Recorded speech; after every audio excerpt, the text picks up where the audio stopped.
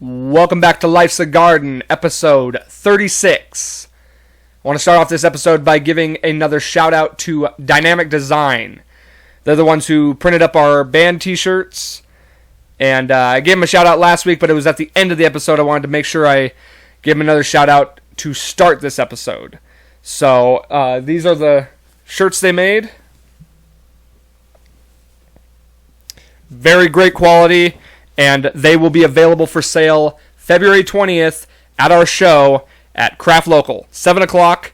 So get on down there, make sure you pick up a shirt and check out some good music. That's Dynamic Design, located in Laurel, Montana. Any merchandise you need, shirts, hats, they got it all. And they do a great job, really good prices. Go check them out. That's Dynamic Design.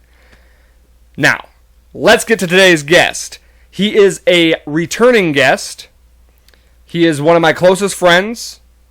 He has a master's degree in psychology.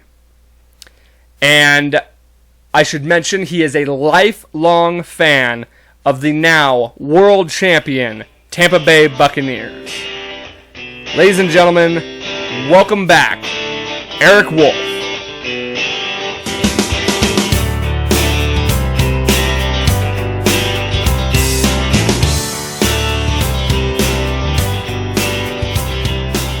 All right, welcome back.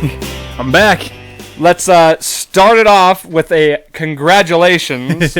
World champion Tampa Bay Buccaneers. How's that feel? We finally did it. I mean, that because you're with me, right? That was your first Super Bowl. Well, I mean, like we won in 2002, Yeah. I think. And that was like the first Super Bowl that I watched. Mm-hmm. It was before I really cared about football. But like, I mean, you know the story. So I lived in Cody, second grade, and everybody was like, the Raiders are going to win. And I had a friend who was a Bucs fan, and I didn't care that much at that point. But, so I was like, no, the Buccaneers are going to win. And like everybody was arguing with me. And, like little second grade me was like hedging bets with the other kids and stuff. And but I went home and I figured like, I've obviously got to be wrong about this. Like everybody in my class is saying that the Raiders are going to win. Like I'm going to be made a fool. So I went to my mom, who was a big Broncos fan. And I was like, please tell me that the Bucs have a chance. And she's like, they don't have a chance. They're going to win. The AFC sucks this year, And so I was like, all right. And I mean, you know how that ended up. Like, Yeah. They blew them out. Well, that's a very similar story to what I had, too. It was like, I just knew I didn't like the Raiders. I can't explain how I thought back then, but like, I was like you, and I wasn't a huge football fan. I definitely wasn't a huge Broncos fan, as I am now, but I just knew I didn't like the Raiders. And everybody in class was going for the Raiders. And so I was just like, go Bucks! Yeah. That's who I'm going for. And I'm actually shocked I didn't become a Buccaneers fan as well, but, I mean, that was the first Super Bowl I watched as well. Yeah. I mean, it felt good, but not like this time, Oh. I mean, this time, I really cared, I mean, I've got all these sweatshirts, I've got 3 jerseys, I've got all the stuff. But I had never, I mean, I've really like just about barely ever seen them really like make any dent in the playoffs, and a lot of it was because we didn't have the quarterback, and kind of the same way as the Broncos did with Peyton Manning, where it was just kind of like, well, that's the piece you needed, was an all-star quarterback, and I mean, just to have it finally happen.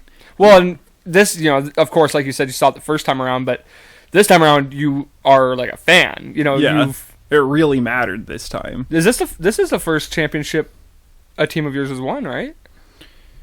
That you've seen. Yeah, I mean, as far as like the teams that really, really matter to me, which really are just like the Bucks and the Avs, Okay, Yeah. Well, I guess I mean, in basketball, like I'm a Lakers guy, right? And we went and we watched that series between them and the Celtics, where the Celtics won, and I'm pretty sure that the Lakers won the next year after that. Yeah, but that's true. I mean, like basketball, I like it, but I don't. It's not your really like it. It's never really a score. destination For sure. But yeah, so it's obviously I got that feeling 5 years ago with the Broncos, so it's a feeling you can't really describe. Like just seeing your team finally win a Super Bowl or win any championship, it's like Well, and to get through teams that I'm just so tired of, man. Like, I'm tired of the Saints. I'm tired of the Packers. It's silly to say I'm tired of the Chiefs because people have only been talking about them for 1 year. I am. Really? Well, I'm sure you are, dude. You're a Broncos fan. But, like, you've really only been talking about them for 1 year. But, man, the 1 year... Like, I work with kids, and, like, even they're just like, Patrick Mahomes is the best. And I'm like, Patrick Mahomes has won 1 Super Bowl. I know, they can't get off his dick Like, for a second. God, right? Like, I recognize that he's good. I'm not trying to take that away from him yeah. or anything. But, like, even, like, the way that they were billing the Super Bowl with this, like, the best of all time versus the best of our time. He didn't even get a single touchdown. I know, I fucking loved it. So, the last podcast, I recorded it before the Super Bowl, and I gave my, like, will be reactions to, like, each scenario. Now I can actually give my piece on it. So, first of all, I just want to say they gave the Bucks no, like, the only like,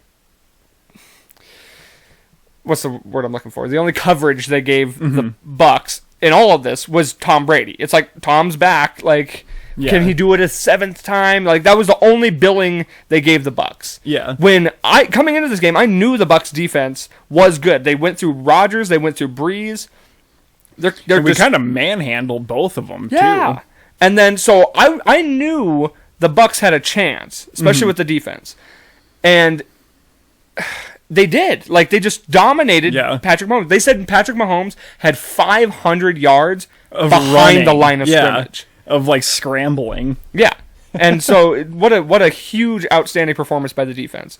And Tom showed up and was being Tom. You know, you watched the full game, right? Of course. When Tyrann Mathieu was just jawing it up with Brady, mouthing off. We all looked at each other and said that was a mistake. And I was like, there was 55 seconds on the clock before the half. I said to everyone, Tom's going to take this ball down and he's going to score on Tyrann Mathieu. And he did exactly that. Granted, there were some flags thrown, and all the talk of, you couldn't do it without the refs. The refs screwed the Chiefs. Guess what? The score was 31-9. Yeah, that's how I feel too. I mean, the refs weren't throwing and catching the ball. They weren't pressuring Mahomes. Yeah, so it's like, yes, maybe there were some calls that were questionable. It doesn't matter. Take them back. They still win the game. I mean, I saw questionable stuff on both sides. Sure. I mean, you could say, and I will say, that some of the penalties that the Chiefs got were pretty ticky-tacky. Especially that one where they kind of like tapped him on the leg and then he fell over and they made it a pass interference. Oh, with Evans. Yeah, I mean that one was pretty silly. And I was seeing a bunch of stuff. Like I was seeing the refs like giving the Chiefs like 1.5 yards on their ball placements after stuff. I mean, there's always little things, but like honestly, like the whole like.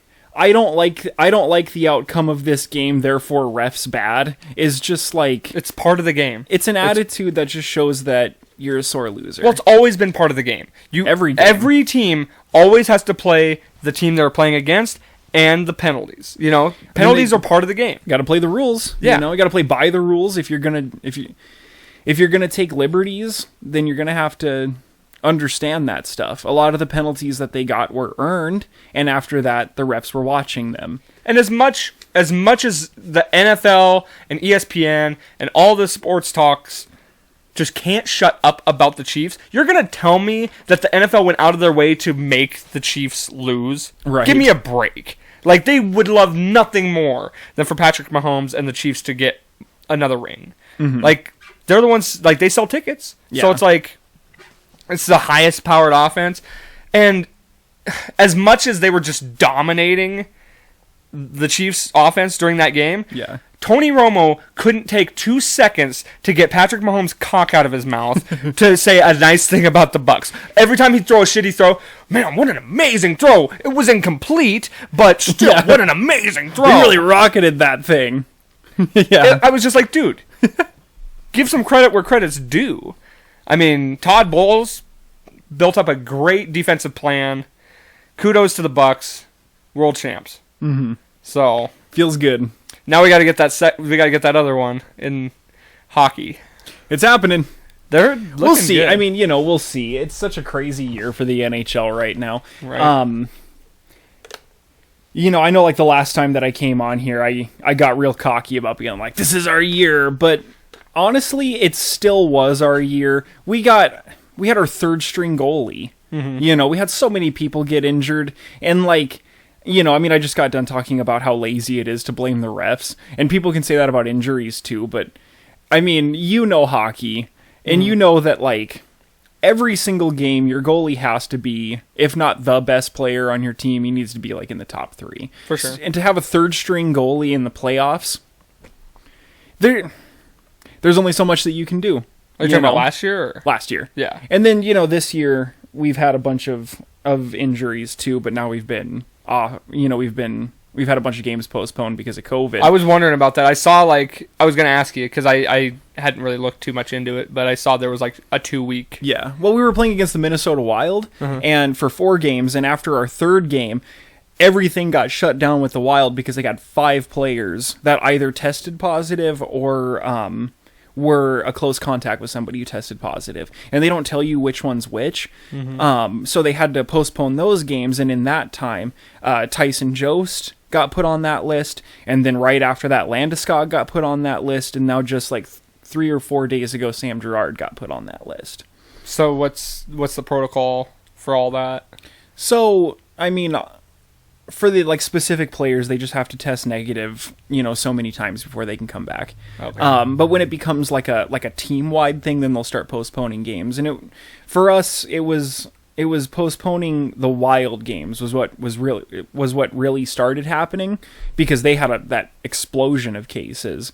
So then they postponed our last game with them, and then when we started having cases too, then they decided to be cautious and wait to see what was going to happen with us after having 3 games with them. So are they going to make up these games then toward the end of the year? That's the idea. Okay. I don't know exactly how they're planning on doing all of that because it's just, I mean, there's postponements going on all over the place. Well, you got to imagine they put measures in place knowing that this was a potential. I just wonder, like, how much they can do before it becomes overwhelming. True. And maybe they'll just extend the season further out, because it's a short season anyway. It's 52 or 58 games, I can't remember exactly, but, so they'll probably just, like, extend it out, but... Avs are on top of the standings still, right? Or probably not sure anymore if we based are on anymore, but we were. Yeah, based on not playing. We play it tomorrow, right? Yep. Okay. We're back tomorrow against the Golden Knights. We have 4 games with the Golden Knights, and that's going to be one to watch because they're a little dirty. And, we talk about the injury thing, and honestly, like, if there's one complaint that I have about our team, it's that, we've traded out Zadorov.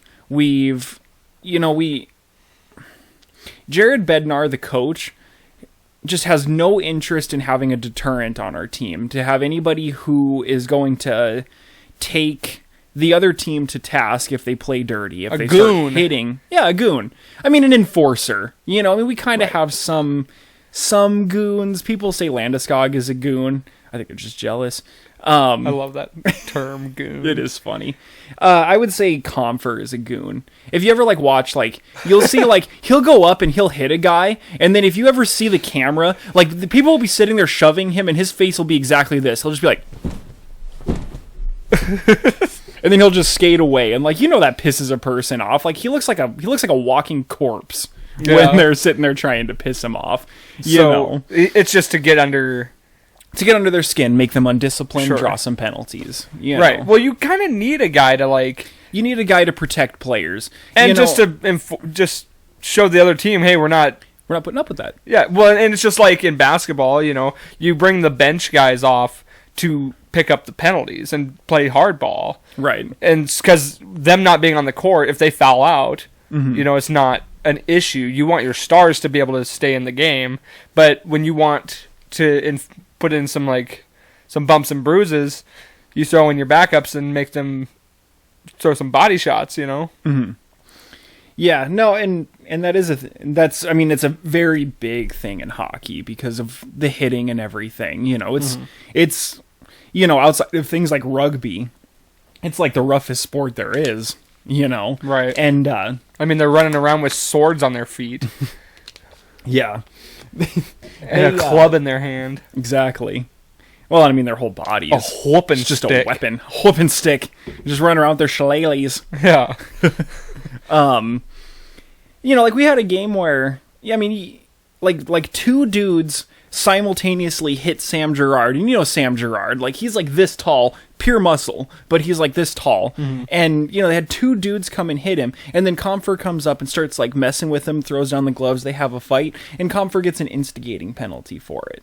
Yeah, they get their offsetting 5 for fighting, but he also gets an instigating penalty. So then the other team who double hit Sam Gerard gets a power play for it. So so it's basically the rules have kind of put in place where they can't be as enforcive. Honestly, like, it was a weird penalty that nobody really understood, because instigating penalties are usually something where you rush up and you, like, go to fight that guy, and the other guy's like, you know, like, whatever. And you, like, usually what it takes to get one of those is that you throw down your gloves first before they do. But they threw their gloves down at the same time. So it really shouldn't have been a penalty. It was the wrong call. But I know that the NHL is trying to move away from that era of hockey. Dumb, just let them do it. And, like, who cares? You know, like, the heavy hits. I mean, if you look at the hits that used to be, like, in the age of, like, Joe Sakic and like Peter Forsberg and stuff, like, there was some monster hits that aren't allowed anymore. Right. And, like, it's kind of like it's a difficult thing to balance, because nobody wants our guys to get, or nobody wants anybody to get injured, and that's what they're trying to do. Like, I mean, you know, like, if you're getting punched in the head, like, that's not good for your brain under any circumstance. True. You know, Calvert has been out. The reason why he's been out is because he has, like, some pretty significant issues related to concussions. To enough that when he's playing, you'll see that he's got a pink visor on. And the reason why is because he's had so many concussions that the white light, or I think it's the blue light from the lights in the arena, bother him. So he needs to have these pink visors to sort of, like, filter out that light. Well, that's definitely not good. And, like, to me, I'm like, dude, like, I really like Calvert, but you need to stop, man. Like, how many concussions away is he from, like, pulling a Chris Benoit, you know? Who did they just get rid of? Graves?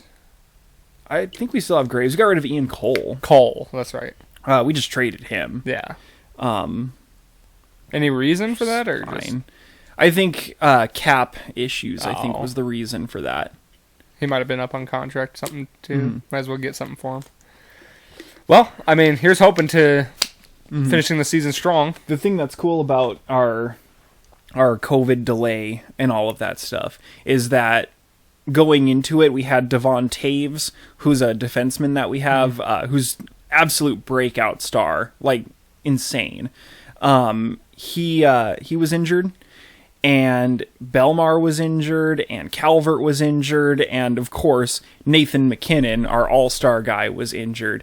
And the last report that we got is that it is likely, it's not known for sure, but it's likely that at least Devon Taves, Belmar, and McKinnon are going to be healthy for tomorrow. Sweet. So this delay doesn't really break my heart. Kind of worked out. Like I said, the issue that I have is that these guys were getting injured because other teams were taking liberties on us. The one time that we stood up for ourselves, we got a penalty for it. And the times that we don't stand up for ourselves, it just gets worse and worse, and our guys get injured. We need an enforcer. I know that Bednar's moving away from that, and I'm not trying to judge him. Like, he's a hockey coach, and I'm sitting on a chair. But he, I don't know. We're getting injured because we're not showing people that that's not okay. And we're about to go up against a team that has Mark Stone on it, and Mark Stone takes liberties. You know, for sure. He's a big dude and he's a really good hockey player, but he's dirty. He just is. You know, there's always that team in any league that's got those players, and I mean that's kind of how the Bruins were for a while, weren't they? Oh, the Bruins are built on that. They still have Marchand, you know. And, I mean, they're built on that. The two teams that were built on kind of being a little dirtier are the Bruins and the Flyers. You know? Yeah. And I mean, I don't know. Like I said, like hockey's a different kind of sport. You know, you're allowed to punch people in the face. So Just run into them. yeah, you just end a guy. You just slam him into the boards. You don't like him, just hit him. But there's a level, you know. Brad Marchand licking people's faces, that's over the line. Yeah, it's stupid. It's weird. It's gross. Yeah, exactly. Well, good luck getting away with that in, like, COVID era. Yeah, right. Well, now, yeah. I think there'd be some serious He'd probably get get executed for doing something like that now. Yeah, by Joe Biden himself. Yeah. Throw him in the chair. So, speaking of tomorrow, well, actually, when this comes out, it'll be yesterday. Yep.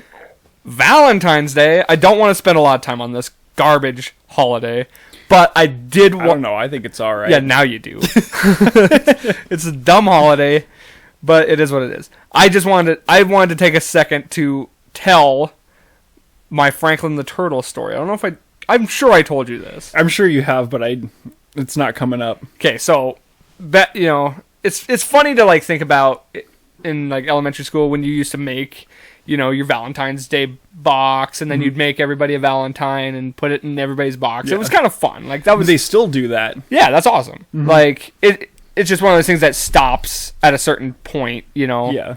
But I remember it gets weird at about 6th grade. Yeah. But it was still like kind of fun, and that was the only time I ever looked forward to Valentine's Day. It was like, ooh, I get to pick out, you know, either my, you know, Avengers Valentines, and then pick the ones I wanted for my certain friends. I want the big one for my good friends. Yeah.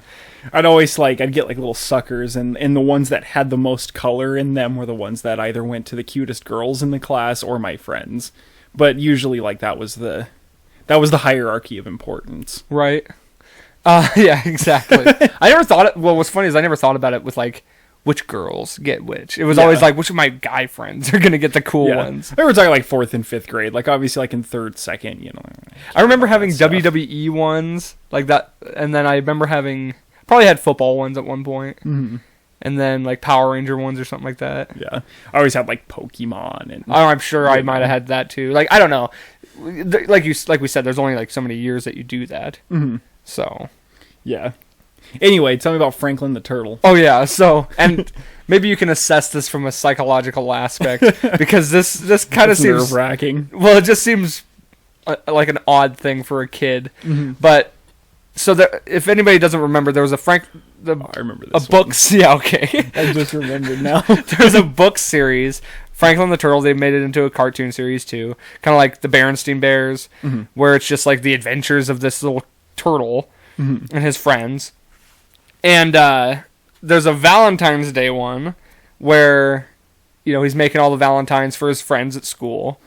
And I can't really... They get ruined because, like, it was raining or something, and he drops them in a puddle. I can't really remember, but all his Valentines get ruined, and he starts to cry because of that. Like, and he's, like, really sad and, like, crying.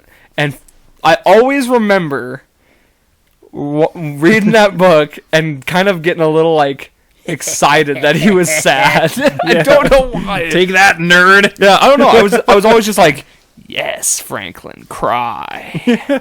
and I wonder if maybe it made me feel good that, like, you know, because if I ever felt sad or something like that, it was like, okay, like I'm not alone. Like other people cry too. I mean, it's probably something like that, but I mean, it was almost like I got a sick pleasure out of it. Well, and if you describe it like that, I mean, it does sound really messed up. But like, you've got to remember, like, if you think about movies or just any sort of media with stories that you like one of the things that always matters, coming from somebody who writes and has analyzed a lot of stories and stuff, one of the biggest things that has to happen across all media in basically anything that's not specifically targeted towards young kids is character death. You know, and stuff like that. And anything that's not like a comedy, you know, I mean, you're not going to see a rom-com where one of the characters dies, but in anything that's like dramatic or even like stuff like fantasy, I mean, I think you'd be hard-pressed to find a like a fantasy story that's geared towards adults or even like teenagers that doesn't involve at least a little bit of character death. Right. You know, I mean, even Lord of the Rings has a bunch of it. Oh, sure. You know, and so, I mean, I don't know. I think that probably what you're feeling towards that probably stems from the same thing. Like, people don't always just want everything to be happy all the time. For sure. I remember I used to have these books, like these little, like science-y books about like animals and space and dinosaurs and bugs and all this stuff. And there was one where they had this little picture of a spider. It was like a cartoon, like sort of drawing thing next to the actual photos and stuff of like this spider that was prowling up on a fly that was stuck in the web, and the fly was crying. And I had like the same thing, you know, where I was just like, he's gonna die, you know, damn, like, you know, and like sort of like getting this sick pleasure off of his like despair, enough that there was one day I remember at daycare I was playing with my friend and we were playing Spider and I was the spider, and like we were playing Spider. Yeah, and he was the fly in the web, and he was like pretending to struggle, and I was like, no dude, you gotta like cry, you know. And then he like pretend cried, and I felt really good about it, you know. Like it was like, I don't know if it was like power. I was gonna say a power trip maybe. Like I don't really feel like, you know, because I was a little kid then, like I don't really feel like I cared about having power over my friends at that point. We've all gone through that. Sure. Probably not that young. At least not where you can really mentalize it that way, you know. I mean, we're boys. We always want power. It's how men work, to some extent. But yeah, I mean, it was just like this funny phenomenon, you know. I mean, I was also the kid that would always be like chasing everybody around, and I'd be the monster, and I'd eat everybody, you know. Right. I definitely remember playing games like that as well. Mm-hmm. I think it's instinctual, like that kind of stuff, you know, like chasing the people around and wanting to, like, you know, be the monster and kill them and eat them and all that stuff. That probably like is part of like the evolutionary thing of boys becoming the hunters and the warriors of the clan and all that stuff. It's kind of just ingrained in our DNA just from years of, like you said, evolution. I mean, everything comes down to what our societies looked like when we lived in caves and trees. You know, just because it doesn't look like that anymore, that's because like the frontal lobe smart part of our brain has out-evolved our primal parts of our brain. But I mean, still, like every instinct that you have, anything that's something that can be attributed to more people than it can't, like even stuff like attitudes towards attractiveness, like I can explain all of those things down to a scientific level, even if it's something like, and I don't want to get like sexist here, but like a lot of times, like if you just think about like things that men like in women, and we're talking just carnal here, you know, because we're talking about evolution stuff, things like big boobs, you know, there's a reason why men like that, and it's not just because like they're cool or whatever, but it's because it shows that the woman likely is well nourished and is going and has a body that is going to be able to support carrying a child for 9 months. And even though you don't look at it like that from a just basic standpoint. Yeah. I mean, I don't look at a woman and go, that person could really bear a child for me. Yeah, exactly. You know, which would be really weird. But like your primal parts of your brain, like that's exactly what it is. Because in the end, all that any animal is a conduit to like spread the seed or accept the seed and extend the species further. Yeah, it's just the primal aspect of your brain that you can't really explain. Because when you see, you know, an attractive mate, whether that's you know, whatever you're attracted to, you just sit here and say, you know, damn, they're good looking, like I'm attracted to them. You don't sit here and explain why. Yeah. Well, you can't explain say, like, why. What is attractive about them? But unless if you're like going to be real honest with yourself about what sort of primal things are the reasons why, you're just going to say, well, I just like it because I do. Yeah. You know, I mean, most women enjoy men that have like toned muscles. You know, and they're not going to tell you exactly why, unless if they really, really know about the stuff that we're talking about here. But they're just going to say, that looks attractive. Abs look attractive. But of course they do. We're the hunters and the warriors of the clan. protector, yeah. You know, Like we can protect them, we can protect the children. Mm-hmm. I know that society's not built like that now. Plenty of women can protect themselves just fine too, but that's because we don't have to worry about saber-tooth attacks, you know, and stuff like that. And women could protect themselves from that too, but usually that was just something that was more expected of men back then. Right. We've come a long way, society-wise. But that's, on a social aspect, but you can't change biology. You can't change biology. But, I mean, and a lot of the change of attitudes comes from what I said earlier. Our frontal lobe, the higher-level thinking part of our brain, has out-evolved the rest of that stuff. Mm-hmm. You know? Yeah, and as far as, like, what you said, as far as changing biology and stuff, like, you know, there's definitely truth to the fact that men generally have greater upper body strength. And that's where a lot of that stuff comes from, being the warriors, being the hunters, being the protectors and stuff. Back in those days, that's what it took, you know, because we threw rocks and pointy sticks. Yeah. You know. I don't know. It's just how things were. I'm glad that we actually got into the psychology aspect of things, because one thing I was thinking about from the last time you were on the show is I feel like I really dropped the ball on not exploring, you know, just that realm of topic, because you are a major or a master in psychology, yes? Just about. Okay. I don't have the degree yet, but I have all the credits. So, you know, I mean, basically all I have to do is graduate, and then I will have a master's in psychology. So what I want to do is bring up a couple topics that are relevant to just the world today, and kind of get your thoughts from a psychological aspect, and then, you know, discuss certain like these topics as well. Just open it up for discussion. So the first thing I want to talk about is the obvious big one being COVID, and the whole year of 2020 was basically a huge psychiatrist's wet dream, essentially. You know, when it comes down to it, as far as like, it was a huge psychological experiment that we weren't, you know, planning on it being an experiment, but now it is extremely interesting for the realm, for sure. Yeah. So what I want to kind of explore, what do you think are the psychological impacts of just the shutdowns, the whole thing, between the shutdowns, the fear of, you know, death, the fear of disease, contamination. What are the social or the psychological impacts that are going to come from all this? Yeah, on a broad, you know, on like the wider spectrum. I feel like we don't see it a lot here,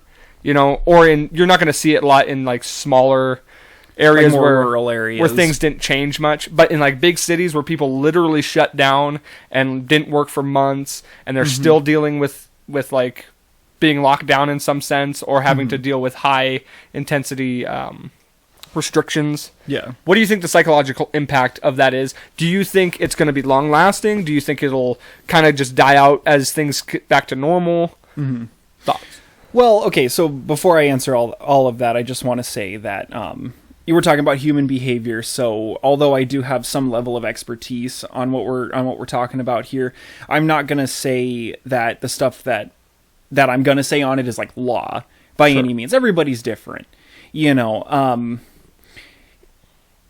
There's a lot. I mean, there's a lot to unpack from what you just asked. As far as like where we're at now, I think that it's pretty undeniable that isolation in regards to the shutdown stuff specifically does have a lot of effect on the human psyche. We're a social animal. And we always have been, even back in the times that we lived in caves and trees. We would create communities, we would create hierarchies, we would have romantic relationships, we would have platonic relationships. It's not easy for humans to be alone. And when we are alone, as we have seen with the shutdowns, it causes a large uptick in depression, in anxiety. You know, the suicide rate has certainly gone up, you know, and statistics have shown that. I think it could have been a lot worse if we weren't in the day and age that we are in. I mean, we did have a lot of stuff at our disposal during this time with all of the different things of video chats, even phone calls. and there's a lot of stuff that you can still do over the internet. You can play video games with other people. If you're not into that, you can read books together over Zoom. You can just talk. There's plenty of ways to play board games with other people online. Pastimes that are just as easy to do right here on a table are just as easy to do online. But it's that intimate, like, face-to-face contact that makes it, or that has made it very difficult for people.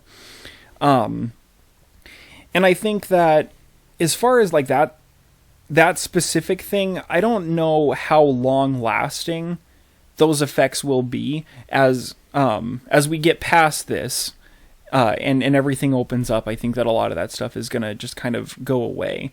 However, the fear of like contamination and everything that's gone along with this, I think is going to be long lasting. I mean, we've been doing this here in Billings for about a year now. I think the school, like my school that I work at, shut down, I'm pretty sure like early March. Okay. So about a year. And we've been doing the masks and the distancing from one another a lot. But I gotta tell you, like, I'm watching the Star Wars movies right now, and like when I see like two characters talking and they're this close to each other, like I have this feeling in me where I'm like, yo, you want to like, put a little space on? You want to maybe mask up? Because I'm starting to get used to it. That's kind of what I'm wondering about. Is this something that you think a high majority of the population will be dealing with? I think it's going to be tough to drop it at first, especially for people who have concern or have like health issues that make them really concerned about this, or are close to people that are like that. Because I live with my grandma. She's got a lot of issues. She's beaten it, which is pretty cool. At least the regular strain or whatever, right? Mm-hmm. It's hard to say a whole lot about the new strains. But she's beaten it. We were able to keep it away from her long enough that she was able to get the antibody treatment, where they basically just infused antibodies into her, and I think that really made a big difference, which, like, for people who are upset about the lockdown, like, that's what we got to understand. That's why we did that. Because we were able to delay widespread infection long enough that people like my grandma were given a solution that was going to make it more likely for her to be able to beat it. It was never about stopping COVID from happening. It was just about not having it just completely blast us when it first started in the beginning of last year. I think a lot of the obviously there's a wide range of people who have opinions based on how things went down. I think the majority of people who were upset about the shutdowns were mostly upset about how long it went. It's still technically, like, we're only just starting to come out of it. But I wanted to also ask, do you think there's going to be an uptick in agoraphobia as well as I think it's going to take some germophobia, obviously? I mean, yeah, definitely. I think it's, well, and just to like finish what I was saying about the contamination thing before we move to agoraphobia, I think that for a lot of people, it's just going to feel weird to go back to normalcy as it used to be, or whatever we're going to be able to do to attain normalcy as we move towards it. Because, like, right now, it's basically taboo to be really close to a person without a mask on. And even if you don't necessarily agree, like, the social stigma of not doing it is very easy to feel, so most people just do it, and it's going to feel strange now. We've been doing this for a year, and this is kind of what we're used to now, so it's going to take some time, and I do feel like a lot of people have this sense of just like, ew, get away from me, like, other people are gross now, even though when this is over, barring another pandemic happening right on the heels of it or something, we're basically going to go back to where we were at with influenza and, like, the common cold being the major, common afflictions, But it's going to take some time to get used to. Agoraphobia, I mean, I think for people who were introverts already, that pushed themselves to go out got a real excuse to not do that anymore. Got an excuse to like recede into their shells and not push themselves anymore. And when this goes away, then they're not going to have that excuse anymore. And I think it's going to be hard for introverts and for people who already have a hard time in public places. For extroverts, I don't think it's going to be tough at all. I think it's going to be easier because we're going to be like, we're going to go out and we're going to be like, yes, finally, we get to. I think people are going to get a now. big appreciation of, just the social life and stuff like that. And I think a lot of people got a big appreciation as to like what they've had all this time. Yeah. I wanted to ask too about of course I forgot. How long do you think it would take for the mass majority of people to be comfortable again?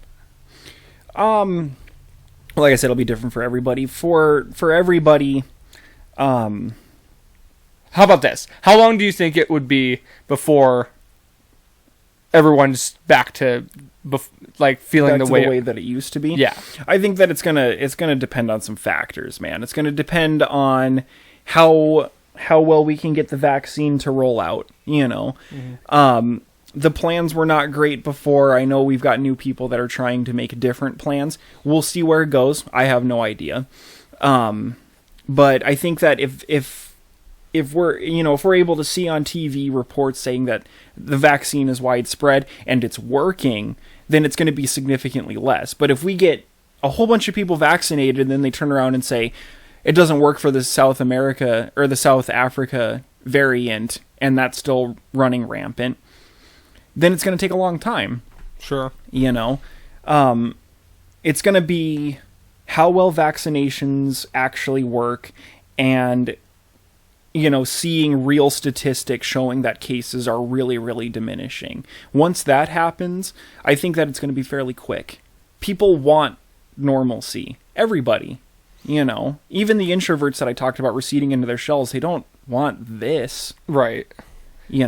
One thing we definitely saw with the shutdown and people not being able to work, having to be stuck inside and being on the computer all day, they got to start focusing on insane. Well, so people left to their own devices without social life, without being able to go to work and just spend most of their day occupying themselves with something else.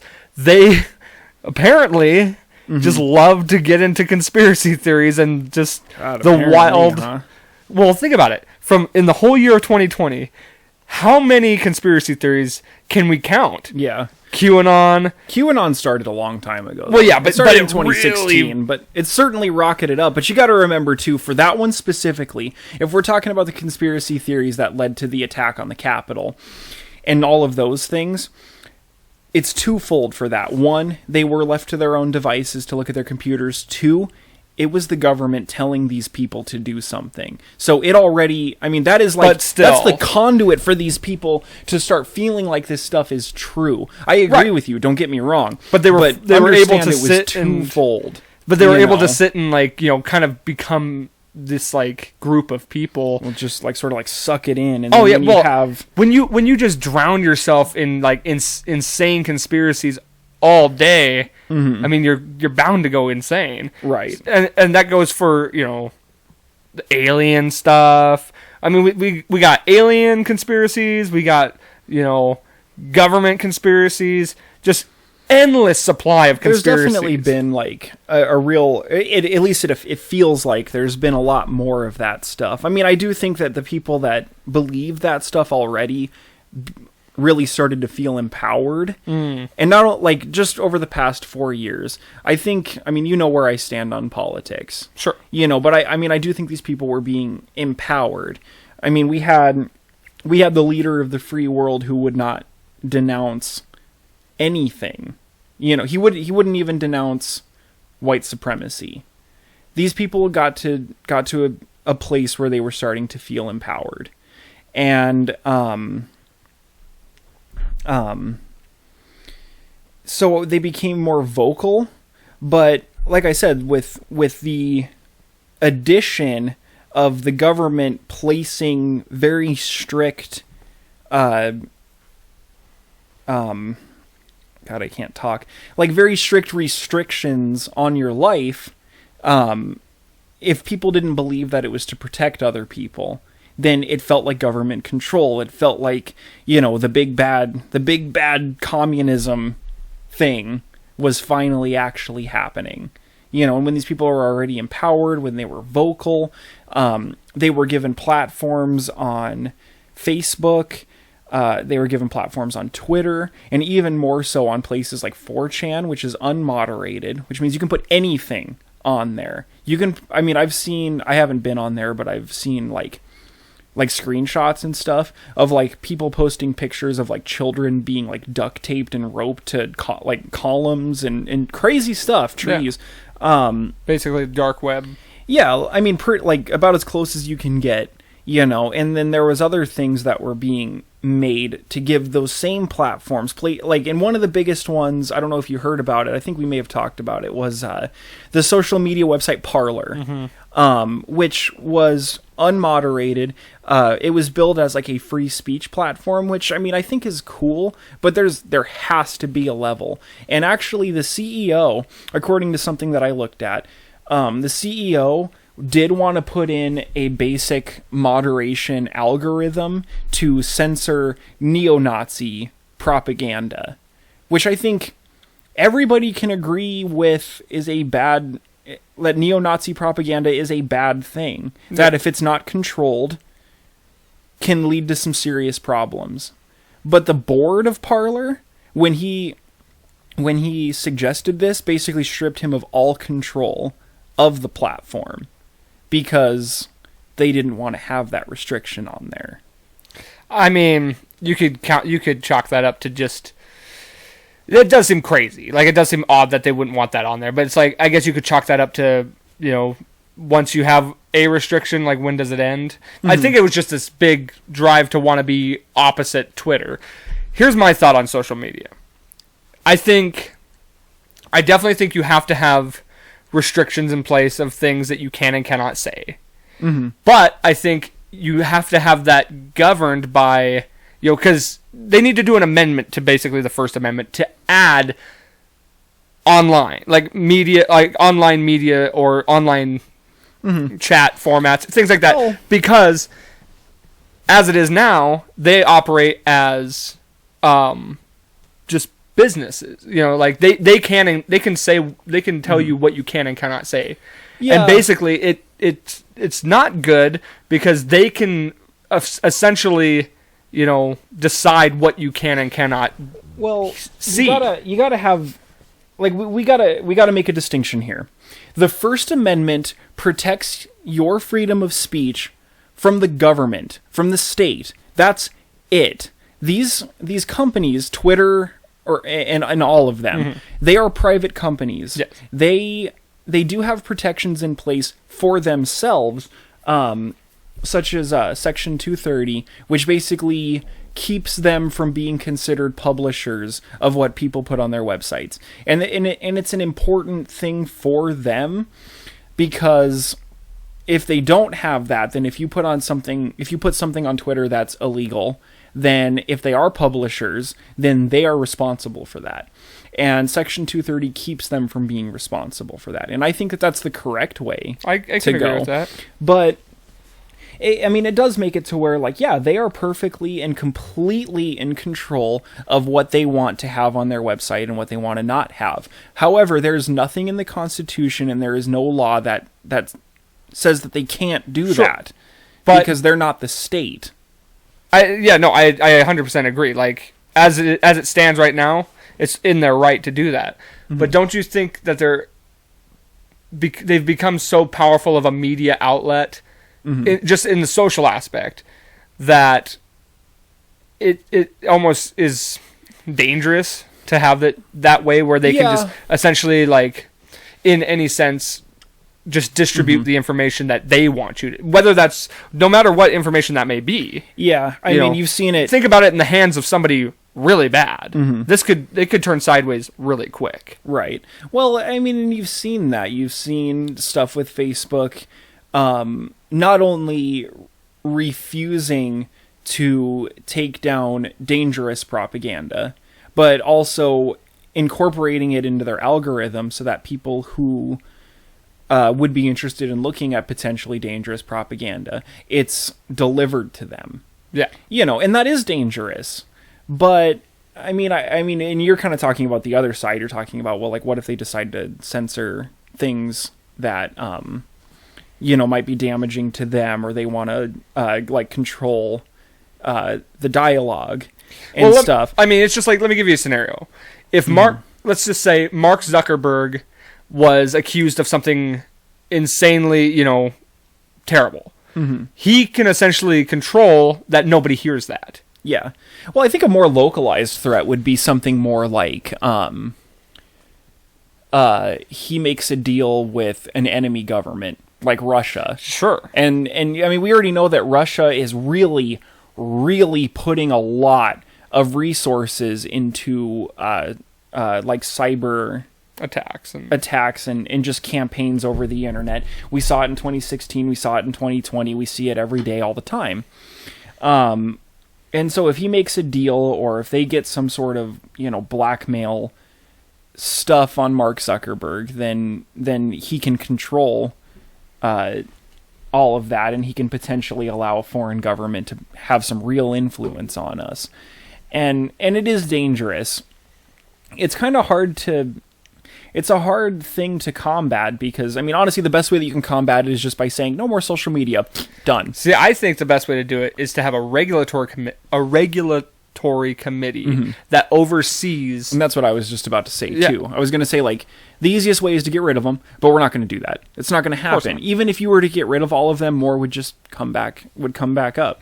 So, yeah, I mean, what you're saying is what I was going to say, is that I think is potentially the best solution, which would be to have a third party that controls it. And the third party, the thing that's tough about the third party is, who do you want it to be? Do you want it to be the government? See, that's where things get problematic as well. You can't really, like, it needs to be a government entity, I don't know, like an FDA type, But it's, I mean, anything that any answer that you're gonna give to my question here is going to be open to corruption. Exactly. Because it could be a government or like a governmental thing. Then it's gonna be subject to the government. Even if it's something like the FDA, where it's supposed to be completely, that does not stop people from putting in people who are gonna do what they want. We see that with the Supreme Court. The Supreme Court is, at its core, is supposed to be nonpartisan. Can you remember the last time that anything about the Supreme Court was nonpartisan? Yeah, exactly. It's like the most partisan thing in the world right now. I think in order to be a judge, you should honestly be forced to be independent. Like, you should honestly, like, forego all political well, that's why beliefs. they're supposed to be vetted so well. And honestly, like, I can tell you that I personally, given where I stand on politics, was really, really nervous about how the Supreme Court was going to act related to the election and all that stuff. Because Trump got to put in 3, and a lot of them seemed like they did not have the capability to put their personal politics aside to do their duty to protect the Constitution. And they proved me wrong, They actually did really, really well. So, I mean, the vetting process, I guess, in the end, I still am not crazy about at least the last 2 judges that were put in. I guess the vetting process worked well enough to keep it from becoming another partisan entity in the government. So I can appreciate that. But, with this committee, so let's say it's not a government thing, the committee to oversee the social media stuff that we're talking about. Then what is it? Right. Because if it's not going to be governmental, if it's going to be a powerful entity, then it needs to be corporate. And I think I would rather it be governmental, honestly. Well, you know? And even if it was a corporate entity, what's stopping the government from, playing lobby, Yeah. with them to... Well, in either way, like, I mean... No matter what, corruption is imminent. Corporate is... I mean, in my view, I think corporate is even more corrupt. Corporate... That's... Well, yeah. Like, entities really care about their own things, and even if you kind of, like, try to make a wide swath or whatever, they're gonna have their own interests, and they can be contacted by the Russian government, the Chinese government, just as easily as Mark Zuckerberg can. Yeah. We kind of dove into the next thing I wanted to talk about already a little bit, so I'll just kind of intertwine it within this current conversation, based on a psychological aspect that we're still sticking on. Yeah. And I've been very, vocal about this on the podcast several times. Mm-hmm. What do you think do you think there's a legit psychological impact to media? And this covers social media, mainstream media. Like, do you think there's a legit psychological aspect or impact rather that the media inflicts on the people from a, I almost want to say, fear aspect? Absolutely. On all sides. And you see this. You see this with everything. You see it on both sides. You see it from cable news. You see it from social media news. You see it from everything. Like, I don't necessarily want to just make it about fear either, though. Fear and, like... us and them attitudes? Yeah, just like the... divisiveness. Yes. Altogether. Fear, anger... Yeah. Just anxiety. I mean, the fear one specifically is a big deal, though. And you see it on anything. If you see... I mean, you could look up an article about just about anything, and it's going to be billed as something that should be feared, or something that you need to really, really pay attention to at the very least. And a lot of that just comes from the fact that the media in any form wants you to come back. They need to make money. Yeah. So if they say this isn't really a big deal, then they're kind of also saying that you don't really need to pay attention to it. And that's not good for business. So everything has to be billed as something that you need to pay attention to. I remember thinking 6 years back that North Korea was going to blow up the world. And you couldn't really find a report saying anything otherwise. But it looks like right now, so far, everything is okay. Yeah. I don't know for sure. It seems like we got pretty hands off with them, so I don't know if they got what they wanted and now they have more power. I know that they are a nuclear power now, which I don't think is a good thing, but they certainly are now. But yeah, the fear thing is very much like a marketing ploy for them, but it does have an effect. You can say that, when we're talking about the QAnon stuff and we're talking about the things that happened with the storming of the Capitol and stuff, that's all based on fear. I looked a lot because if I'm going to be a person that talks about this stuff, then I need to be a person that sees that looks at both sides. So I actually looked at Donald Trump's Twitter a lot, and I looked at the comments. I didn't really care about what he was saying. A little bit, but more than anything, I looked at the comments, and the amount of fear in the people that were really, really wrought into it is very evident. These people believe, I mean, the very specific, strong QAnon stuff is like almost has the aspects of a doomsday cult, with them believing that, I mean, the central aspect of the QAnon conspiracy theory is that Hollywood and mostly the Democratic politicians are part of a New World Order satanic pedophile cult. Yeah. And you can't tell me that we're not preying on people's fear. Most of those words that I just said strike fear into people. And so when they see that this satanic pedophile cult is now taking over the government, they are afraid. They don't necessarily show that, but I mean, you don't show up at a place with guns chanting to kill people if you're not afraid of those people. Right. You know, so it very much is a powerful psychological thing. And I don't necessarily mean to just keep picking on the one side. Well, I was actually going to lean it to the other side just from something I was thinking in the aspect of like the racial division being, you know, if you constantly, well, let's just start with the rioting in general. Like, I'm not going to say one way or the other whether I agree with it or not. In the end, when you are just showing that, it's just like with, you know, these school shooters. If you give them the attention, if you give them a platform, then they're gonna like. Well, I know I'm gonna get on TV for this, so therefore you're just broadcasting these riots in one area. Well, guess what? Then they spread like wildfire all over because everyone's like, "Hey, look at that!" You know, like let's do that too. Yeah. But digging back to a little bit of the racial stuff.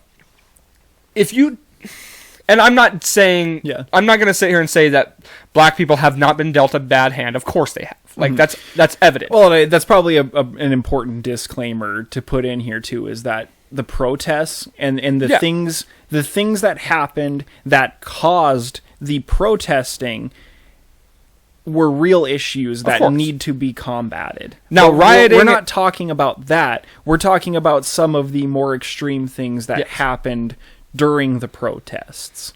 Sure, yeah, it's an important disclaimer. Of course. But anyway, what I'm saying, like, I'm not saying, you know, there's not racial division. I'm not saying that there's not reason for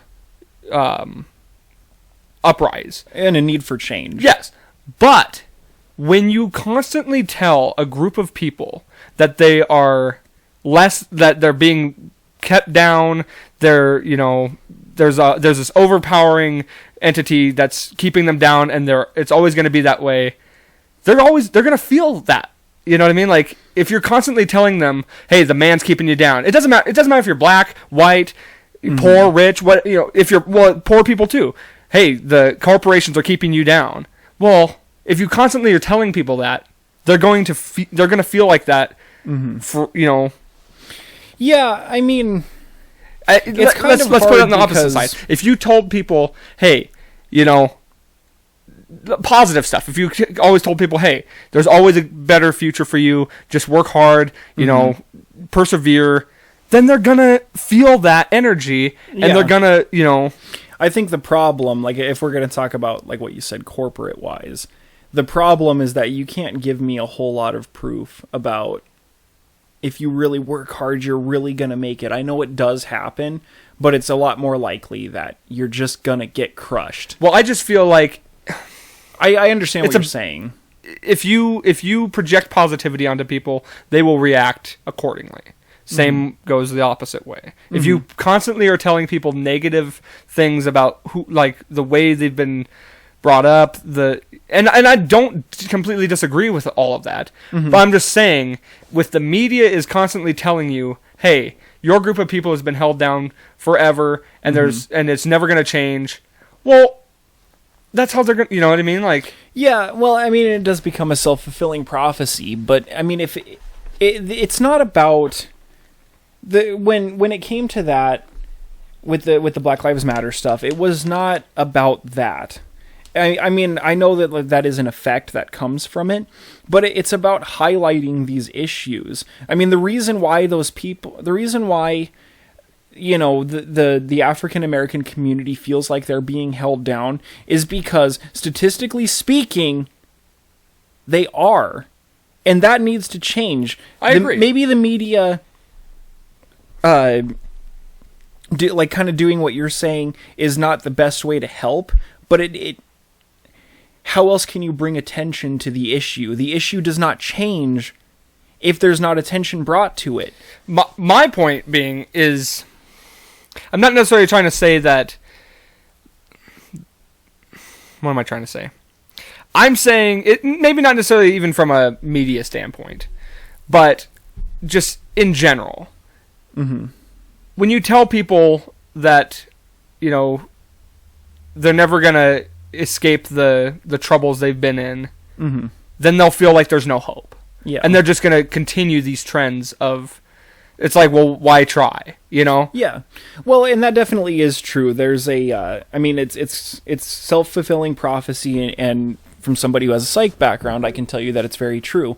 If you take, you know, they've done studies where they'll take like the SATs and they'll give them to kids, and they'll do tests where you have to report your race before you take it versus after you take it. If you report your race after you take it, there's really no difference amongst all the races if you report it before.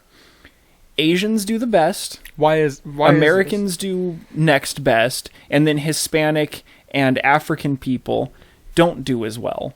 And clearly it's a psychological phenomenon that happens with people because of the way that they're represented, the way that the media represents these people, the way that they're talked about. It becomes a self-fulfilling prophecy with exactly kind of, I mean, I think I'm not a social psychologist. This is based on opinion of... Yeah, I'm not a social psychologist, so I'm not, this is not my area of expertise, but I have looked at this stuff. Observational opinion. And what it does appear to be for that specific thing that I'm talking about is a self-fulfilling prophecy. These people are told, usually by sources that are not good, that this is the way that it's expected to be, and so it ends up being that way. Yeah, well, that's what I'm saying. Like, once you... Negativity now, feeds negativity. Look, society-wise, and I'm not trying to, like, feed into the phenomena that you're talking about wanting to diminish, but the thing that you got to understand about the reason why these people are so frustrated and feel like they can't get anywhere is because we've done a lot of studies of that stuff. I mean, everything comes down to socioeconomic status. Crime... I mean, that's like the biggest one. Like drugs, violence, basically any sort of like negative thing about a community comes strictly down to socioeconomic status of that community. And if you look at the places in cities, we're mostly talking about cities here. Sure. If you look at the places in cities that have low socioeconomic areas, it is very much dominated by minorities. And that is not their fault. These people are not given chances.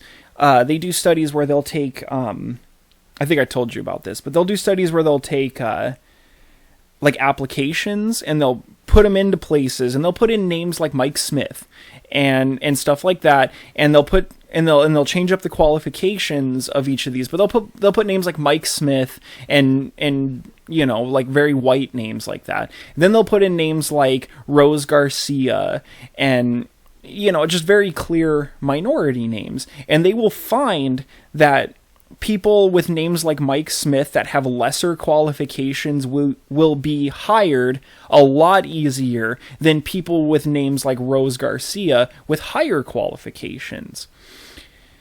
And that's not necessarily me just saying, like, you know, pure racism. Definitely some, but it could just be even just like inherent. These people may not even mean to do it. But when you have things like that, or just attitudes when people look at people, like institutional involuntary racism, these are the things that keep those people in the low socioeconomic areas, like just continue to feed these trends. And that's kind of what I say, like, it's not necessarily a good thing to hear. You can't get ahead. But when that is the case, attention needs to be brought to it. I agree. You know, it needs to be changed. Right. Here's another thought, though, that you kind of just made me think about, too. With what you're saying, like you said, involuntary, you know, institutional racism.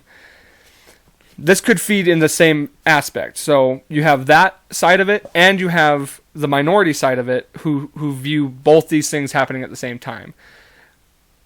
I think there's another play at hand, and that is this idea that there's still just like this immense amount of racism, which I think, personally, this is just opinion, I think there is much less than is perceived. You know, they make it sound like it's just like so much of it out there. And I'm not saying there's none. Of course there's some.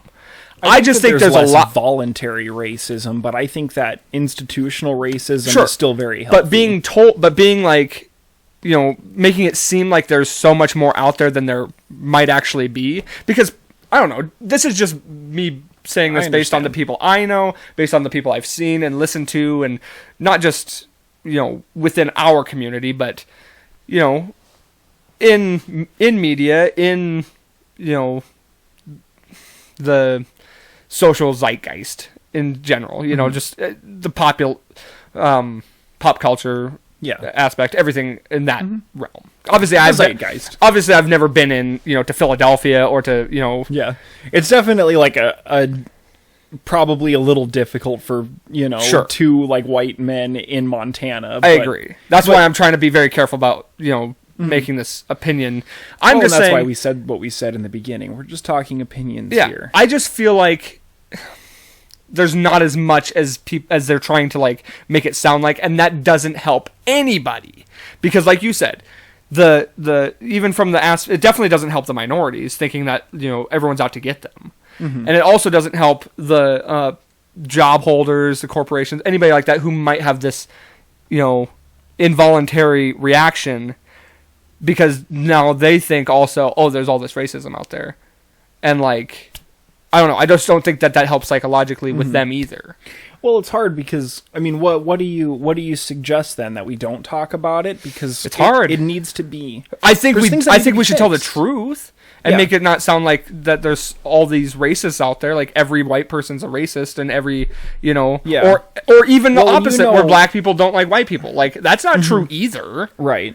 Well, and you know what I've said about that. Like, certainly the solution to real problems related to race or related to sexism or anything, the solution is not reactive racism and sexism on the other side. And I can recognize that. But there needs to be some sort of solution. I know a lot of people really dislike affirmative action, which is kind of like where businesses are given like tax breaks or rewards for specifically hiring minority people, as I understand. I'm pretty sure that's affirmative action.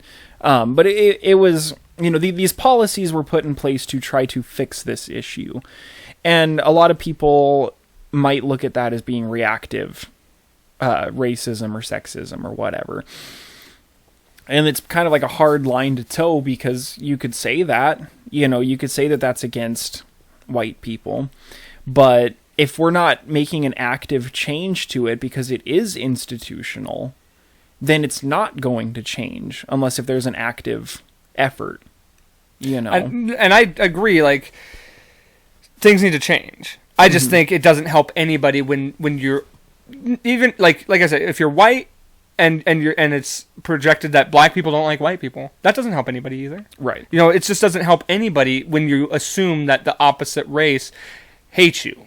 You know what I mean? And I think it just should be more presented like, I think more people want change and more people want to be accepting and accepted than the opposite. Right. And I just think that needs to be projected more than the opposite. I think something that would be really good, and I know that people are working on it, is to just try to directly combat like these perceptions of minorities, whether it be racial minorities or women or minorities related to like sexual orientation and all of it.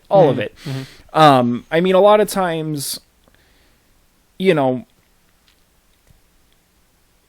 there needs to be an active effort to change those. And that's not to say to do any sort of counter racism or anything like that, but just kind of like, for example, some of the stuff that like the children's movies of like Disney has done lately, where they've tried to be more inclusive, or even like in shows or in cartoons or whatever, to try to like actively have roles that have been dominated by white people, just have other people in those roles. There's nothing that harms a movie by having a black person being the CEO of a company. Sure. And if we can make it, and it would take some effort, but what I'm getting at is that if we can make it be more of a thing where that's just an easily perceivable thing, then the institutional racism will go away.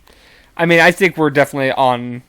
We're trying a track with forward, so. and it's going to take some time. Like, I mean, just like if you think about a doctor, like a medical doctor, if you just try to imagine one in your head, like I guarantee you, what you're going to see is a white man. Generally speaking, it's what you're going to see. Usually, I think honestly of like an Indian person. Do you? Well, yeah, India comes out with a lot of doctors. I gotcha. But I was just thinking of that's hard. That's another thing that's hard here because, of course, we're a very low diversity place. But most people do. All my doctors have been white men, yes. Yeah, they do. I mean, they do studies like this, and if you were, let's say a person is talking to a therapist, describe these people. And usually the therapist is an older white man, for example, or psychiatrist or doctor or surgeon or whatever. Whereas if you say a student raises their hand because a teacher asks them a question, describe these people, then you get a woman more often than not. And it's stuff like that can be combated, just by having the characters in a show where the doctor is a woman, is a Hispanic woman, because right now there's a lot of people that just kind of look at that and they're kind of like, that's not what I expected at all, And I mean, that's the kind of stuff that I think can be combated and could be effective at changing. And I'm not trying to say that the people who do describe those situations in that way are racist. Sure. It's just, it is a product of years of seeing that. Well, it's not just... And it's what contributes to institutional racism. People who are... or people who have institutional racism ingrained, it's different than saying that they are racist. I agree. They're not active racist people. And I've had issues with it. I remember, like, when I came up here to Billings as a 12-year-old boy from Cody, Wyoming. Cody, Wyoming has a population of 8,000. And they're a small town with small town attitudes. It's not at all false for me to tell you that when I moved up here, I had never seen a black person live. Right. I've certainly seen them on TV and stuff, but I had never actually, been able to just look at a black person. And so when I came up here and I did start seeing some black people, I was like, that is awesome. And then I went through this phase of like, where I wanted to be extra nice to them to show them that I'm not racist. Which is racist. Yeah. Because it's like it's the same concept as like, somebody in a wheelchair trying to just like overcompensate for their disability when they just want to be treated like a regular person. I mean, don't treat them like there's something out of this world. The thing is that if you treat a minority poorly, it's because you're noticing that they're a minority. Yeah. If you treat them really, really nicely, it's because you're noticing that they're a minority. Right. Yeah. And that was the issue, and I had to learn that. For sure. I kind of want to steer off the rate. I mean, that was a great discussion. I just want to kind of get into some other topics too. Yeah, for sure. Definitely a great discussion there. Mm-hmm. And I just don't want the whole episode to be. I don't mean to come on here and like. No. I thought it was great. Bring on the topics that are tough. No, that's what I wanted. Like that's stuff people want to hear anyway. So, and speaking of, I'm gonna add another like hot topic, and this can just be for discussion, or we can analyze it from a psychological aspect because I do think it has implications beyond, like the higher, what's the word I'm looking for? Pop culture aspect. So, cancel culture. A big thing that I've strongly been against. But I want to know where the line gets towed. So, there's been some big ones recently. Of course. And I'll name a few. So very recently, Gina. Oh, I can't remember her last name. I The was one gonna that forget it. was on The Mandalorian. Yes. So it starts with a C. Yeah, I was trying to remember it Let for me the take a show, look. and I couldn't remember. Gina. I'm not even gonna pretend like I remember. Yeah. So there was her. It's Gina Carano. Carano. Yeah. So I Gina believe. Carano is one recently. Marilyn Manson. Have you read the stuff about him though? Yes. Dude is But messed up. But let's open it up. Mm-hmm. Army Hammer. I don't know if you've heard of this one.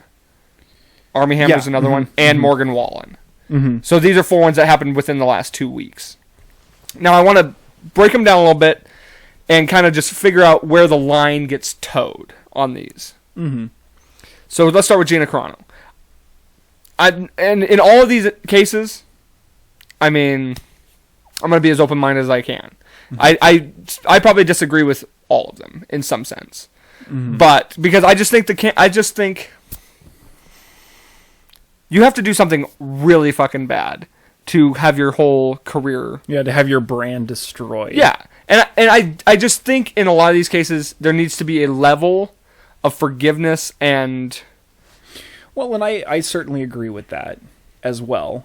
I think that there's some things I don't know a lot about all of those cases. I do know about the Gina Carano one. Okay. And here's what I'm going to say on that one. It has been known for a long, long time that if you don't want this to happen to you, just don't talk about the Holocaust. Okay, well- okay? Not so much don't talk about the Holocaust. Don't compare anything to the Holocaust. It's a bad idea. It is a bad idea. People get the hammer for it all the time. So to sit here and say, I don't get to talk about my political beliefs, and that's an awful lot. Like the Holocaust. I mean, the Holocaust, there is nothing like the Holocaust besides maybe what happened in the Soviet Union, because actually more people died there, but it wasn't as racially charged. And I agree with what you're saying. Like, it seems like a dramatic comparison. Mm-hmm. Is it worth her losing her job over? Because they called it anti-Semitic. I don't see how that's anti-Semitic to make a comparison. Mm-hmm. I mean, And she's been very what they say is anti-Semitic about it is that it trivializes what like the Jewish people went through during that time, because what's going on now is nothing And I agree. like what happened in the Holocaust. And I think what she's trying to say is that the things that led to the Holocaust are comparable, because a lot of conservative people recognize that their attitudes are a dying breed. When the baby boomer generation goes out and the millennial generation comes in, conservatism is an endangered species. And they do feel like they're being persecuted for their beliefs. I don't really know what to say on that, but they do feel that way. And so they feel like Jewish people were persecuted for their beliefs during that time too. But still, we're talking about the Holocaust. It's definitely an extreme comparison. I don't disagree with the thought. I do think being a Republican in today's age, there's a bit of a target on your back. Mm-hmm. And that's kind of sucky for anybody. Like, hey, we say it all the time. Your beliefs, your religion, all of this, your political beliefs, your religion, you should be free to have those. Mm-hmm. You should never be made to feel bad for what you believe. Yeah. And I get what she's saying. Granted, yes, I agree. It was a very dramatic comparison. I just don't see why her losing your job. And she's made controversial statements. And being a Republican in Hollywood is definitely not easy. Mm-hmm. I just think it's, I don't know. Honestly, the best thing to do... Here's my biggest thing of it. Sorry. Go ahead. I didn't mean to cut you off. But my biggest thing of it, there's this giant push for strong female, characters, mm-hmm. and yet, but unless you have her being a woman, though. I know. Don't start muddying the water here. If I know what you're saying. Somebody else had said this and was a dude. If it had been like Bradley Cooper, he would have gotten the same. I agree. I'm just saying it seems a bit. Like I said, I understand what you're saying. So she came out. She was brave as a woman and said her views and got the hammer for it. Yeah. I mean, when I say the hammer, I mean like the ban hammer. She's been banned. And in all honesty, it's almost nice to know that because she's a woman, she didn't get, a softer treatment than somebody else. Mm-hmm. But it just seems odd. I'm just saying from the Hollywood aspect, they're trying to push for a lot of stronger female characters, which I'm fine with. But then it's like, unless her opinion doesn't jive with ours. Yeah, I mean, like I said, I don't know. Don't muddy the water here because it's not about her being a woman. Sure, I get what you're saying, but I don't know how much I agree that it applies to this specific case. In the end, I just don't think that it was worth her losing her entire job. Yeah, well, and that's the thing too. Like, it's not like that was the natural order of things. Lucasfilm decided to cut ties with her because they didn't want that for their brand. And they're perfectly allowed. And dude, her career's not over. I know. She just got a film deal with Ben Shapiro. Well, yeah, I saw that too. But she definitely didn't get the total axe. I know her agency dropped her. So that's just one thing. Now, yeah, I don't know a whole lot about the Armie Hammer thing. The Marilyn Manson thing. Okay, look, Manson. The thing that happened with Manson had to happen. Because the dude was abusive.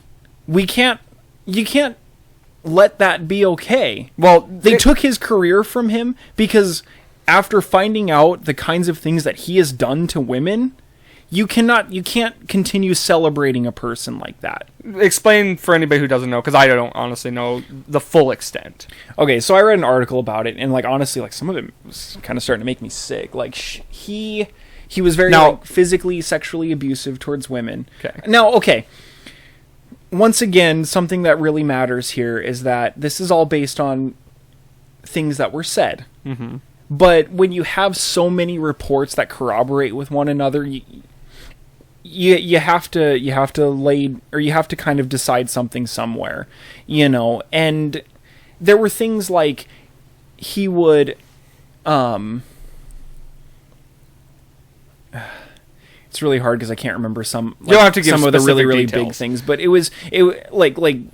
basically it just came down to a lot of physical and sexual abuse. Okay. One of the biggest things that I do remember, just to give you an example so that I can lend credence to how I feel about this, was that he's had a few wives, and one of them talked about how when he was upset with her, he would lock her in a closet for hours while in the bedroom closet, and then make her listen to him entertaining other women. So we're talking physical, psychological abuse, and kind of like encroaching on sexual abuse as well. There was a lot of other things about literal sexual abuse, rape, and things I was very unaware of a lot of these details. But. So, I mean, Marilyn Manson has done things to a level. I think that this is a broken person who needs a lot of help. He wrote an autobiography years ago and proved that. He would, in his autobiography, he described breaking a bottle over his mother's face and cutting her with it. He talked about he himself talked about an ex-wife that he used to have that he still to this day fantasizes about crushing the skull of with a sledgehammer. He talked about how him and several of his friends hatched a really complex murder plot against her, and they were going to go with it, but the people that he was that were going to do it with him got cold feet and decided not to. And he felt robbed because he felt like he had the right to end another human life, and the fact that he didn't get to do that was unjust. And some of this may just be his shock rock. Right. And I was going to say, I don't necessarily... Now, granted, I don't condone anything if these are accurate allegations. Mm-hmm. Here's the thing that I don't like also, though, is... And I hate to say it because, I want to believe people who report these things happening to them. But you can't... It's just... You cannot be guilty until proven innocent. Mm-hmm. I just and I do know this. He did. One woman came out and said, who was with him for like 8 years, and said that doesn't sound like him. Yeah. So if you have somebody who on the other side is defending you, who was a girlfriend of yours or wife or whatever for 8 years, saying that that's not you. That same woman said that there were issues, just that though, like some of the very specific things described, she said did not match my experience with him. Sure. So she wasn't saying no, like there's no way. She purposefully left leeway there. I do have to say too, like, and I'm not excusing anything. Mm-hmm. If you're a girl, like, if you're a woman and you're gonna be with Marilyn Manson, isn't it almost expected that he's gonna be kind of a freak? I mean, this clearly, this doesn't excuse. Yeah, no, I understand. And I mean, I think yes, but being a freak and being abused, or in being an abuser is different things. Of course. You know, I just think it's pretty like I don't think anybody's totally shocked by this.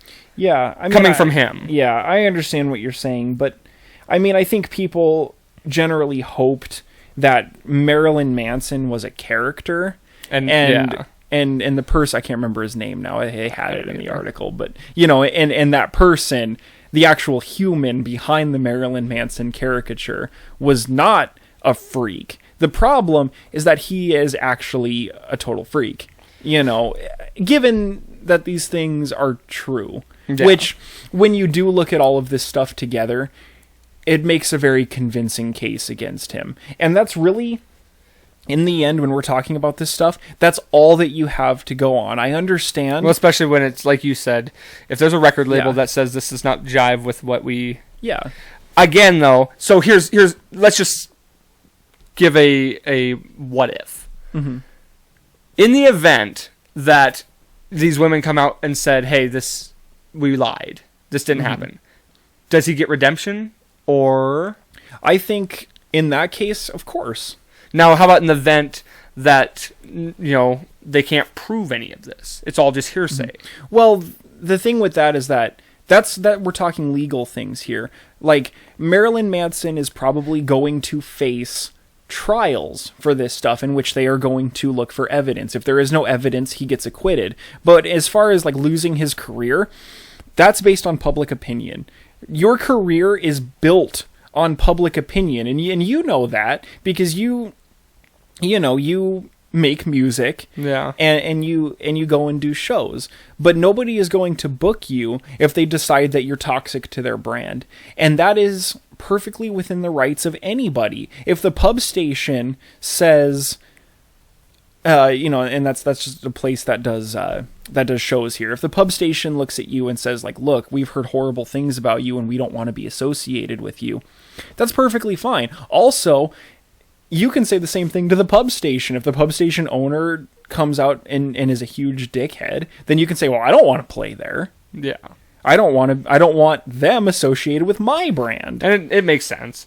I want to talk about Army Hammer here too, because this is another... You're going to have to... Yeah. I've heard of the name and I've heard that something happened, but I don't know what. So Army Hammer is an actor, highly attractive man, gets those kind of roles.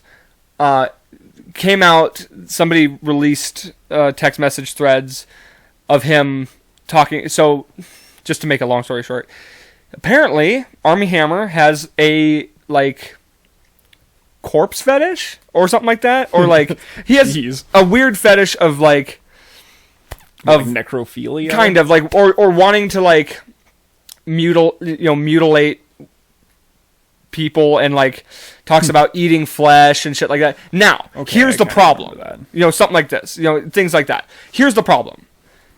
He's never done that. Mm-hmm. It's all just talk. It's all just like, a sick, weird fetish that he has. Like, don't get me wrong, it's weird. I'm not into it. I think, it's definitely crazy. Weird. I don't think that that's worth losing your career over if that's all that there is. And so here, like I said, here's where, the towing the line thing. With the Marilyn Manson thing, I was not aware of a lot of the allegations. So, and I could probably agree with, it being a justifiable cancellation in that aspect. Here's one that I disagree with highly. Like I said, none of this has happened. Yeah. And there was an incident where he did cut a woman, but she wanted it. Yeah, which is weird, but it's not worth canceling over if she was fine with it. Especially in a world where we're very like accepting of sexual ambiguity and like yeah. So, yeah, that's really weird. I mean, I'll have to look at it too, but I mean, if you know what you're telling me is true and it's just things that he's said or whatever, I don't know if that really justifies what has happened in that case.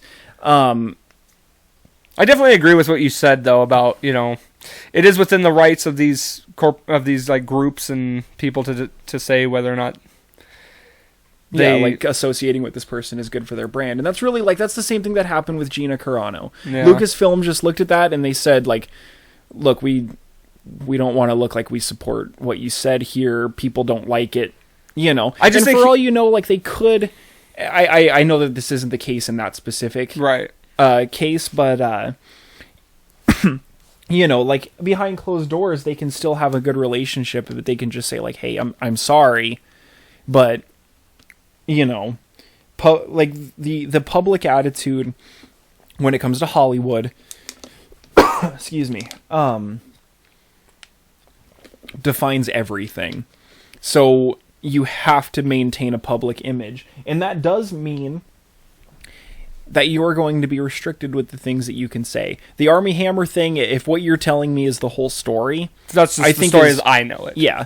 I mean, if that's the whole story, that one's a little weird to me. For the Carano thing, it's been known for generations that you just don't make comparisons to the Holocaust. You just don't. Nobody likes that ever. You know? So just don't do it. You can say... Conservative people in Hollywood get persecuted for their beliefs. I think that is bad.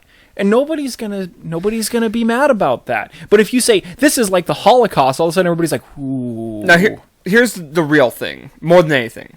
Mm-hmm. I can understand, you know, these corporations, these groups, making the decisions they do. Now, when do some of these... When does it become acceptable to have forgiveness and where you can receive forgiveness? I think more than anything, that's the biggest thing. Okay, I'm totally ready for this one because I have a couple of YouTubers that I watch, and I think that you and me talked about the one that kind of got Jared embroiled into the cancel culture, and it's Pro Jared. And a lot of people found out about Pro Jared through this thing that happened. And basically what happened was this.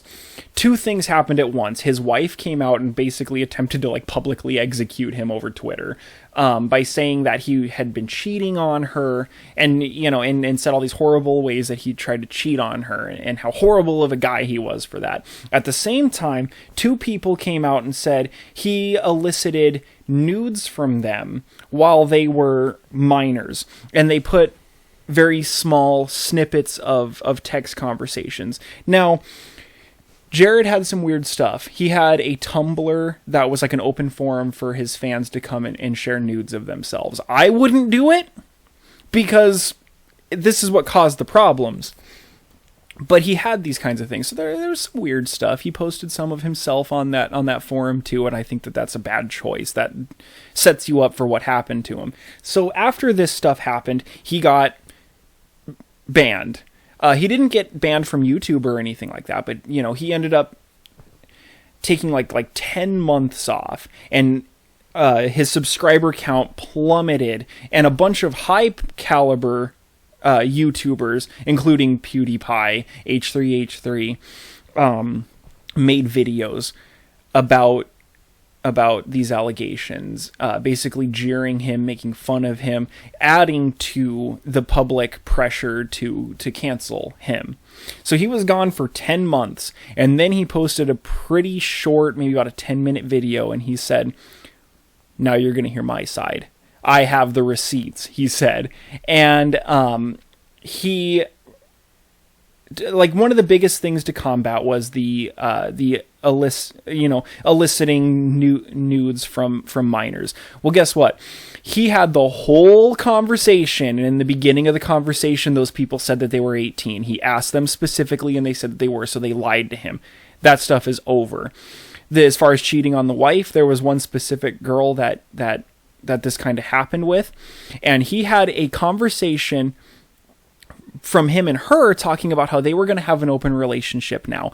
And he had a conversation between his wife and this girl where the wife was telling the girl that she could come over and have this kind of relationship with Jared, to the point where she was saying, I'll just come in through the back door so I don't disturb you guys. I think this will be really good for him and really good for our relationship. So he came out and he basically took all of the allegations and destroyed them.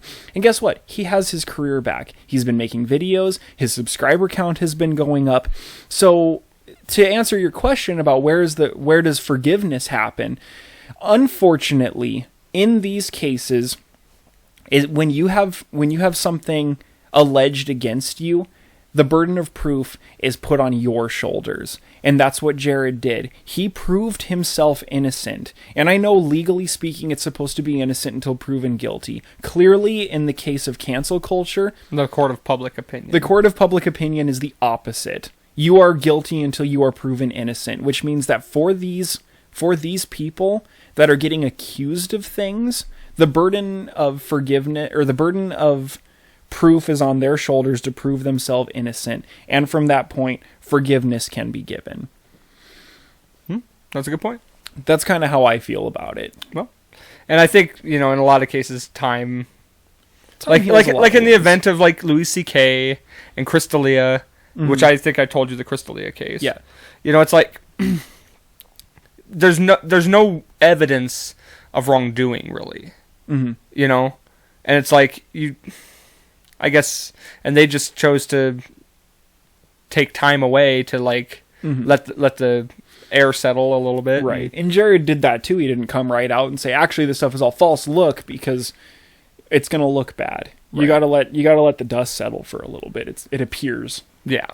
We're getting a little bit close to the end here. We're running a little long, which is fine. I don't mind running long. But I don't want to end it on these notes necessarily. Yeah. There was a few other things I definitely wanted to get into, which we won't, and that's fine, because then we'll just have you back. Yeah. I'll come back. Let's see. Would you prefer... Let's see.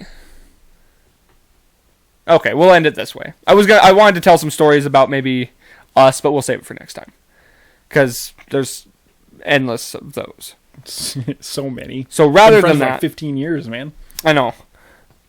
What I've been doing is having the guest, because with the messaging of the podcast, I always like to have some sort of positive message, some sort of like, whether it's specific to something you're dealing with, or something you've dealt with, or something that you like just really want to promote, as far as either, I don't know, positive messaging, or, because I've talked about, financial, like trying to, I'm just trying to get different opinions or different like points of view. Because what's the point of having a guest on if I can't get your perspective on life and things that you want to, say to the people, as far as like, you know what I mean? So is there any specific message or any like just broad message that you want to give to the people who might be struggling with anything specific or, on a broader level? I gotcha. I was sitting there like scrambling to think of something that whole time that you were asking that, because I knew where we were going with this. That's why I was trying to no, it's all good. Because I hate jumping. Because what I used to say was, what's the biggest thing you've struggled with in your life and how did you overcome it? And that kind of throws people off and makes people like... Yeah. Yeah, okay, maybe I might not do that one this time. Maybe I'll do that one next time. But I'm just going to say, I'll talk about something that's really working out for me right now that can probably be helpful to other people. And it's going to sound like I'm a broken record because people have heard this before, but I've been really committed to going to the gym lately. And from being friends with me for 15 years, that I've always been the small guy. I've always been like the little dude. And so I've been doing this, and I've been going to the gym for about a year and a half now, and it has just done wonders for my confidence, because I can feel the difference in the mirror. I can see the difference. I think that it's no small feat to say that, I as a 5'7", 140-pound man can pick up 275 pounds on a deadlift. I feel pretty good about it, you know, and I've felt the difference. I've been able to stand up for myself better to people. Like if people are rude to me, I feel better at my job. I can sleep better. And it's been a really big deal of something that I always thought that I would just hate doing, dude. Like exercising previously has just sucked to me, you know, but now that I've kind of like made the mind muscle connection and can do it, it's been super cool. So if, you know, now that we're here, you know, not like here in Billings where we have the luxury of being able to go to a gym right now. Yeah. If people are looking for something new that might help boost confidence and make you feel better, help you get on a better regimen and do stuff, like don't count out going to the gym. I know it's hard for people. Find a friend. I've got a friend that motivates me. I don't know if I could do it by myself. You know, find somebody that, you know, maybe is struggling with some of the same stuff and try to figure it out. The gym that I go to is called Apex Fitness, and this is not a sponsored video. Nice little plug. Yeah, it's called Apex Fitness, and the reason why I'm talking about it is because of all of the gyms that I know of, it's got the cheapest subscription, like, or what do you say, membership costs. It's like $23 a month or something. It's really it's really good, and they've got everything. They don't have like the really, really nice stuff. Like they don't have like a sauna, you know, and all this stuff. Like what they have is a cardio room and a weight room, which honestly, that's all I need. That's all I need. If you want to have all of the extra like community stuff of a gym, then maybe it's not the gym for you. But if you just want to like work out, get healthier, and feel better about yourself, it's got everything and for a price that you can't beat. So I don't really mean to like make this like sound like a sponsored video or anything, but like it's been really good for me. I like to promote local businesses and stuff like that too. I got you. And especially in a time like this, like health is important. Like it's good to be in tip-top shape and health, and I mean it helps your immune system, and like you said, it helps your confidence, makes you feel better, just makes you feel better. I can tell you from somebody who nearly has a master's in psychology, your physical health really matters to your mental health. Sure. It makes a huge difference, and I've noticed that. A few years ago was really dealing with stuff in the depression and anxiety realm. Most of us do, and I still deal with it sometimes, but that has been so regulating for me, and I feel better. Like the day after, I just went yesterday, and I feel so good today. Yeah, because of it. That's crazy that you actually brought that was the point of emphasis that you chose, because I just got back on like a regular workout regimen for like the last 2 weeks. I've been getting up early in the mornings and working out because after work I just can't. Like I'm just so for sure. But starting in the morning makes my whole day better. Like it literally, I've worked harder. I mean, the endorphin release, you know. Yeah, it just makes the day just fly, and like you just feel so energy through the day. You're not like slugging along. So absolutely 100% agree. It's a perfect one that you chose to talk about, because I've been feeling the exact same thing. I know it's one that people hear a lot, you know, go work out, go to a gym, go hit the gym. But I mean, I got to tell you, as somebody who eventually decided to take that advice, it's been really good, you know, and for more reasons than just, you know, because it's healthy. I mean, that is a thing, but it's felt very regulating in just a lot of ways. I've been trying to promote mindset too. So I think that's another thing with the gym, is like, it's just a mindset. It's just put it in your head that you're going to do it. And once you get doing it, you know, force yourself to do it. And then once you start feeling that result and seeing it, it just becomes like, now I want. Like I said, when I look in the mirror and I see the difference of my body, like it's really motivating. Sure. You know, and people have noticed. I had somebody that I work with, he's like, you've been putting on a lot of muscle lately. And I was just like, you just made my whole week. Yeah. You know, well, when you find out that the hard work you're putting in is paying off, and like there's results, I mean, it makes it worth it. Yeah. So totally understand. Totally agree. Right on, man. Well, is there anything else you want to say or add or put out there? I got nothing. Go Tampa Bay. Yeah, there you go. We'll go out the way we came in. Yeah. Go Tampa Bay, go Avs. Go Avs even more because, you know, Tampa Bay just won. So, go Avs. But also go Tampa Bay. I agree with both of them, honestly. And eventually the Broncos will do good too. Go Broncos. Maybe. Someday. All right. So, yeah, that's it. That's all. Make sure to like, share, subscribe. I'm really trying to get the subscription base up, so let's get that up. Trying to get to 100. Yeah. Do it. Do it. All right, guys. Do it. Have a great week. Be good to yourselves. And don't forget, as always, life's a garden. Dig it.